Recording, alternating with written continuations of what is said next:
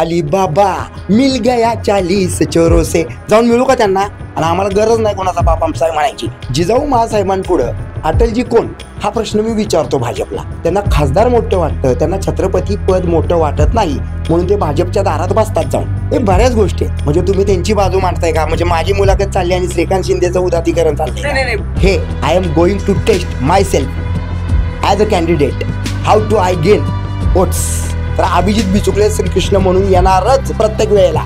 कल्याण लोकसभा आता खऱ्या अर्थाने गाजणार आहे, कारण की एवढे दिवस कल्याण लोकसभेच्या मतदारांना असं वाटत होतं की दुहेरी ही लढत होणार आहे. उबटा गटाच्या वैशाली दरेकर आणि शिवसेनेकडून डॉक्टर श्रीकांत शिंदे यांची दुहेरी लढत होईल असं वाटत होतं. मात्र आता पुन्हा या लोकसभेमध्ये अभिषेक बिचकुले हे डॉक्टर आहेत, हे देखील या लोकसभेमध्ये फॉर्म भरणार आहेत आणि तिहेरी लढत होण्याची शक्यता नाकारता येत नाही. आपल्यासोबत स्वतः अभिषेक बिचकुले आहेत, अभिजित बिचकुले आहेत. सर, स्वागत तुमचं आणि तुम्हाला शुभेच्छा एबीपी माझ्याकडून. तुम्ही फॉर्म भरताय आज कल्याण लोकसभेमध्ये. काय मुद्दे घेऊन भरणार आहात फॉर्म? मुद्दे साताऱ्याचे असलेले आमचे एकनाथजी शिंदे साहेब मुख्यमंत्री झाले त्यावेळेला आम्हाला खूप त्या ठिकाणी एका अर्थानं आनंद झाला. कारण मुख्यमंत्री पदापर्यंत रिक्षा चालक ते मुख्यमंत्री हे आनंदी वातावरण होतं. परंतु गंमत अशी होती की गेल्या 2.5 वर्षामध्ये तुम्ही जर बघाल तर ह्या जनतेच्या कुठल्याही प्रश्नांसाठी हे सरकार लढत नाही. हे फक्त शिंदे आणि ठाकरे, शिंदे आणि ठाकरे. शिवसेना फोडून त्यांनी जे काही मिळवलं ते त्यांना मिळालं असेल, पण कुणाचाच जो काही लुकआउट आहे तो जनतेच्या प्रश्नांकडे नाही आहे, तरुणांच्या प्रश्नांकडे नाही. एक गोष्ट लक्षात घ्या, तुम्हाला जर एखाद्या वेळेला चांगली सुबुद्धी असेल, तुमचं नाव असेल, तर ते सदकारणी वापरलं पाहिजे असं मला वाटतं. आणि कल्याण मतदारसंघ असेल, डोंबिवली मतदारसंघ असेल, इकडे आपल्या मामांची घरं असल्यामुळं, ह्या कल्याण गड असल्यामुळं, बाबांची नातं असल्यामुळं माझं तिकडं येणं जाणं होतं. ह्या मतदारसंघाचा अभ्यास करता 2 गोष्टी मला खटकल्या आणि ते 2 मुद्दे आणि विकासाचे मुद्दे घेऊन मी येणार आहे. मुद्दा क्रमांक 1 होता आपला की नवीन संसद भवनला विश्वरत्न डॉक्टर बाबासाहेब आंबेडकरांचं नाव द्या, कारण संविधान निर्माते आहेत ते. हे मोदींना पत्र लिहिलं. मोदी रोडवरती जाणाऱ्या माणसाला भेटतात, मोदी सर्वसामान्य लोकांना बोलतात, कौतुक करतात, कुठे जाऊन नाश्ता करतात, पण बाबासाहेबांचं नाव देण्याबद्दल त्यांनी मला एकही शब्दाचं उत्तर दिलं नाही. माझ्या छत्रपती शिवाजी महाराजांचं जे काही स्मारक उभारायचं होतं अरबी समुद्रामध्ये, तिथं 5 वर्षामध्ये गेल्या 1 वीट लावली गेली नाही. आणि काही तर हरामखोर लोक त्या अरबी समुद्रातील माझ्या छत्रपतींच्या स्मारकाला विरोध करतात. हे मान्य करा. आता यांना सगळ्यांना गपगार जर करायचं असेल ना, तर मला संसदेत जावं लागेल. दुसरा मुद्दा होता की राजमाता जिजाऊ महासाहेबांचं नाव शिवडी नारासोवा सेतूला द्या, हे सुचवून सुद्धा एकनाथ शिंदे एकीकडे बाळासाहेब ठाकरे बाळासाहेब ठाकरे बाळासाहेब ठाकरे हे घेऊन फिरत होते. नंतर ते नक्की कुणाचे आहेत हे मला कळलंच नाही. ते नंतर आता अटलजींना घेऊन फिरायला लागले. अटलजी मोठे आहेत, कवी म्हणून अटलजी मला जास्त कळतात. खूप सुंदर व्यक्तिमत्व होतं. पण जिजाऊ महासाहेबांपुढं अटलजी कोण हा प्रश्न मी विचारतो भाजपला. म्हणजे महासाहेब जिजाऊंचं नाव घेता, छत्रपतींचं नाव घेता, अरबी समुद्रामधील त्या स्मारकाला तिलांजली देता, पण माझी सूचना तुम्ही मान्य नाही केली. आता मी तुमच्या ह्या मुद्द्यांसाठी आणि इथले इतके लोकल आहेत, तुम्हाला माहिती आहे पलावाचा जो काही ट्रॅफिक जाम होतो दुपारी 3 नंतर रात्री 10 पर्यंत सुटत नाही, हे आयुष्यभर आम्ही बघत आलो. इथं काय करायचंय? हे जे संपूर्ण भारत सरकार जे आहे त्याला मोदी सरकार का म्हणतात हा मला राग येतो. भारत सरकार आहे ते, हां, त्याचे पंतप्रधान मोदी आहेत हे मान्य आहे. म्हणजे मोदी आत्ता तुम्ही पुन्हा एकदा पंतप्रधान व्हा, पण इथली लढत ही होणारच. आणि तिकडं जो तुमचा उमेदवार आहे साताऱ्यामध्ये, त्याही उमेदवाराला अभिजित बिचुकलेंमुळे अद्दल घडणार, कारण तिकडचं चिन्ह माझं कपाट आहे आणि इथलं चिन्ह हे आता सोमवारी आपल्याला मिळेल. अभिजित सर, नेहमीच मुख्यमंत्री एकनाथ शिंदे महाराष्ट्रामध्ये काम करतात असं एक मुख्यमंत्री म्हणून चर्चेत आहे. मूळचे ते साताऱ्याचे आहेत, तुम्ही देखील साताऱ्याचे आहात. सातारा सोडून तुम्ही कल्याणमध्येच का निवडणूक लढवताय? काय वेगळं विजन घेऊन आलात का? तोच विषय सांगितला ना. शिवसेना फोडल्यानंतर ते म्हटले बाळासाहेबांची शिवसेना आमची. आता बाळासाहेबांची शिवसेना त्यांची इट्स ओके, ते उद्धव ठाकरे आणि बाळासाहेब बघून घेतील, कारण मी कुठल्याच पक्षाचा अजून तरी संबंधित नाही, मी स्वतंत्र लढतो, पहिली गोष्ट.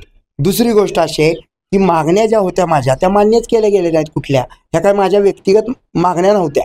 आज अटलजींबरोबर तुम्ही म्हणजे सेतूला नाव देऊन त्यांचं उदात्तीकरण करता, मग राजमाता जिजाऊंचं उदात्तीकरण का नको तुम्हाला? आत्ता तुम्ही म्हटलात की आईचं नाव आपल्या मास्टरला आलं पाहिजे, अभिनंदनाची गोष्ट आहे. आम्ही तर आईला मानतो, वडिलांनाही मानतो, आमच्याच आई वडिलांबद्दल आम्ही अभिमानाची बाब म्हणतो. आम्ही याचा बाप आमचा आहे त्याचा बाप आमचा आहे असं म्हणत नाही, आणि आम्हाला गरज नाही कोणाचा बाप आमचा आहे म्हणायची. आमचा बाप घरी त्यांनी आम्हाला हे रक्त दिलंय, तर हे रक्त आमच्या घरी आध्यात्मिक सांस्कृतिक वातावरणातले आम्ही आहोत बरं का.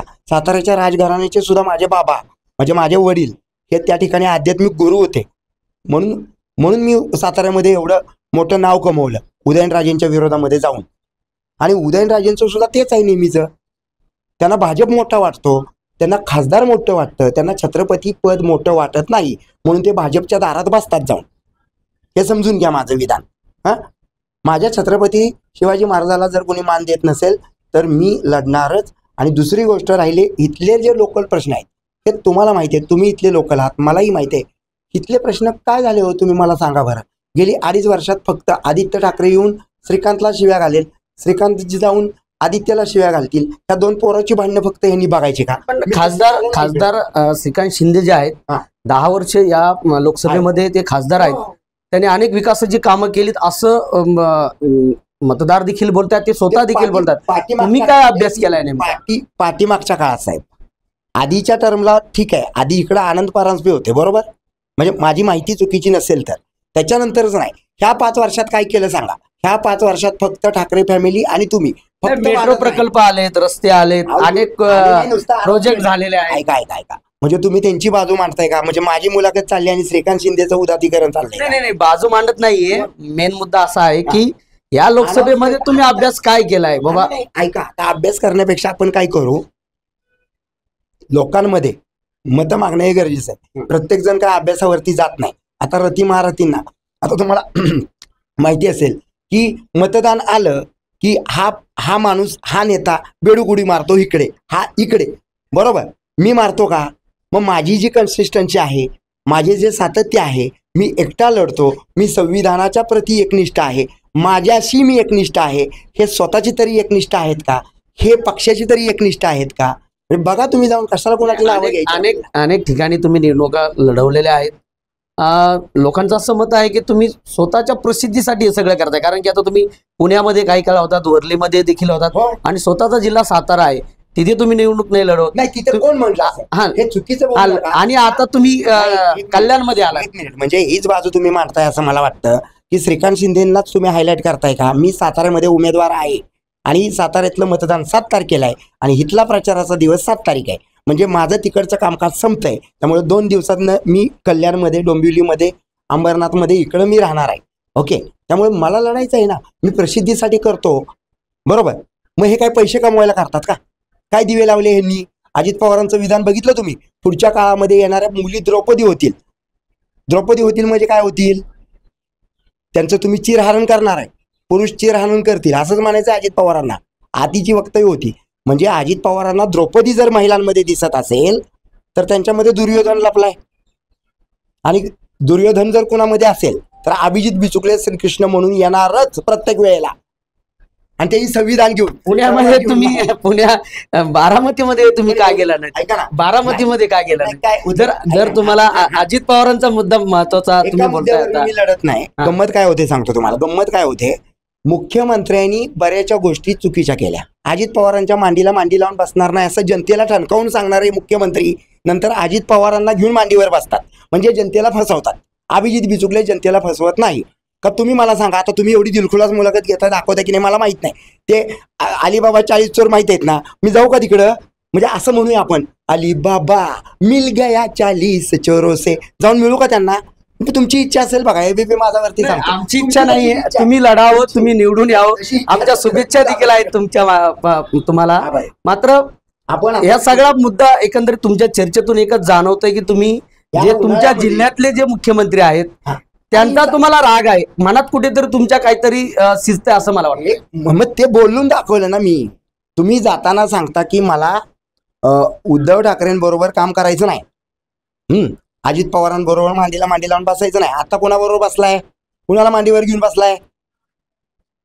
फसवलं ना जनतेला. शिवडी नारळसोहाच्या त्या ठिकाणी प्रोजेक्टला माझं एक पत्र होतं, दाखवतो मी आणून तुम्हाला, की माननीय मुख्यमंत्रीजी राजमाता जिजाऊंचं नाव तिकडे द्यावं त्या सेतूला, कारण आरमाराची कल्पना ही माझ्या शिवछत्रपतींची आहे. राजमातांचं नाव नाही दिलं तुम्ही, अटलजींचं दिलं. आता तुम्ही बाळासाहेब ठाकरे आधी म्हणायचं, आता तुम्ही अटलजी म्हणायला लागला. नक्की काय चाललंय? आधी तुम्ही छत्रपती शिवाजी महाराज म्हणायचा. ओके, म्हणजे काय हे सगळं स्वार्थी आहे. तुम्ही मला सांगा, 20, 25, 30 वर्षापूर्वीचा आम्ही छोटे होतो तेव्हा आम्ही बघितलं लोक स्वतःची मीठ भाकरी घेऊन लोकांचा प्रचार करायचे. मी लहानपणापासून त्या राजकारणामध्येच आहे. माझ्या घरी राजकारणातल्या साताऱ्यातल्या काही तिकिटा फिक्स आम्ही करतो, एक लक्षात ठेवा, बरोबर.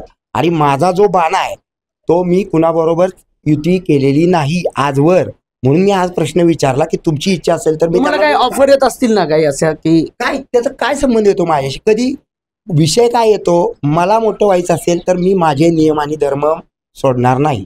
मला राजधर्म चांगला कळतो, राजधर्मावरती मी बोलू शकतो. राजधर्म चाणक्याने सांगितलाय, राजधर्म श्रीकृष्णाने सांगितलाय, राजधर्म युधिष्ठिराकडनं शिकायचा असतो. हे मोठी नावं एवढी मी घेतली ह्या नेत्यांना. हे काय कोण आहे ती माहिती आहे का? उलटं मला असं वाटतं की लोकशाहीच्या नावाखाली दंडेलशाही चालू आहे इकडे. म्हणून खऱ्या अर्थानं मला लोकशाही रुजवायची आहे. डॉक्टर बाबासाहेबांचं नाव देण्याचं त्यांनी आम्हाला आत्ता लेखी जर दिलं, कारण शासन त्यांचं आहे, श्रीकांतजींचं शासन आहे, ते मला ते शब्द देतील. ओके, हा त्यांनी शब्द दिला तर तुम्ही नाही संसदेत जायचंय, तिथं जाऊन सांगायचंय, सांगा लोकांना. नाही म्हणजे त्यांनी शब्द दिला तर तुम्ही उमेदवारी अर्ज भरणार नाहीत असं म्हणायचंय का? नाही ऐका ना, भरलाय ना अर्ज आता. एक मिनिट, मुद्दे काय आहे? बहुजन समाजाला, संपूर्ण देशाला डॉक्टर बाबासाहेबांचं संविधान चालवतं, ह्याच्याबद्दल दुमत नाही. आम्ही ईश्वरालाही मानतो, ईश्वर साक्षात शपथ घेतो आपण अर्ज घेताना किंवा कोर्टामध्ये तुम्ही शपथ घेता. पण मग बाबासाहेबांचं नाव द्यायला काय वेळ लागलाय? पहिला मुद्दा म्हणजे या ठिकाणी संसदेमध्ये बाबासाहेबांचं नाव जर दिलं तर संविधानाचा बापाचं नाव जर तिथं दिलं तर या देशात सर्वसामान्य लोक, हिंदू, मुस्लिम, शीख, ईसाई, बुद्ध हे अतिशय चांगल्या पद्धतीनं राहू शकतील. इथं जातीय तेढ निर्माण होणार नाही, हे मला म्हणायचं आहे. हे बऱ्याच गोष्टी आहेत. आपण आता काय झालं, तुम्ही मोठ्या विषयांवरती गेला, आपल्याला लोकलकडे यायचंय. आणि लोकलकडे येत असताना मी ज्या चौकामध्ये जाईन, मी ज्या गल्ली मोहल्ल्यामध्ये जाईन, मी ज्या काय म्हणतो अपार्टमेंटमध्ये जाईन, तिथे तुम्हाला शक्य असलं तर मला तुम्ही साथ द्या. नाहीतर तुम्हाला जर मग मुख्यमंत्र्यांनी जर बोधरेशन केलं तर माझ्या बातम्या बोधरेशन मीडियाला कोणाचंही नाहीये. मेन महत्वाचा मुद्दा आता ही निवडणूक जी आहे ती तिहेरी होणार आहे. तुम्ही आल्यामुळे 2 डॉक्टर ह्या लोकसभेमध्ये लढणार आहेत. तर आता कसा प्रचार करणार, कसं हे सगळं असणार आहे? सर्जरी करणारे डॉक्टर आहेत आणि मी सृजन करणारा डॉक्टर आहे. सर्जरी आणि सृजन. सर्जरी म्हणजे डॉक्टर ऑपरेशन करतात, त्यांनी ऑपरेशन केलं मातोश्रीचं. आणि मी सृजन, मी कवी म्हणून डॉक्टरेट मिळवलेली आहे. त्यामुळे माझी कला क्षेत्रातली जी मऊ अशी व्यक्तिमत्वाची एक मला झालर आहे, मृदू मुलायम हृदय माझं. तर सगळे कलाकार या मुंबई नगरीतले मला मतदान करतील. कल्याण डोंबिवली ह्या मतदारसंघातले 24 लोकसभा मतदारसंघ आणि इथं असलेला संपूर्ण गोरगरीब कष्टकरी हा मला बघतो. माझी सत्यता त्यांना माहिती आहे, तर हा माझ्या पाठीशी येईल. मला माझी परीक्षा घ्यायची आहे, मी किती मतं पाडतोय हे. I am going to test myself as a candidate, how do I gain votes. नक्कीच अशा पद्धतीने अभिजित बिचकुले जे आहेत ते नेहमीच चर्चेत असतात. मात्र ती स्वतःची टेस्ट घेण्यासाठी कल्याण लोकसभेमध्ये निवडणूक लढवणार आहेत. सुरेश काटे, एबीपी माझा, कल्याण. एबीपी माझा, उघडा डोळे बघा नीट.